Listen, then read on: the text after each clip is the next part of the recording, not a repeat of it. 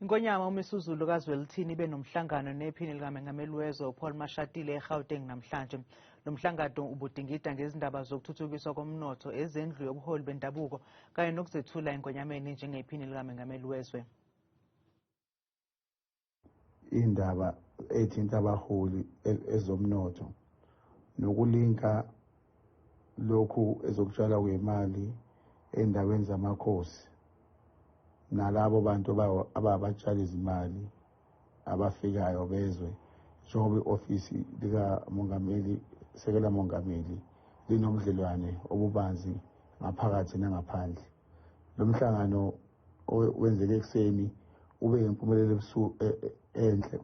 Isilo sihamba siphelezelwa ubaba baso, umntwana uGibi, umntwana uMenzi wethu, umntwana uVanana, njengobaba besilo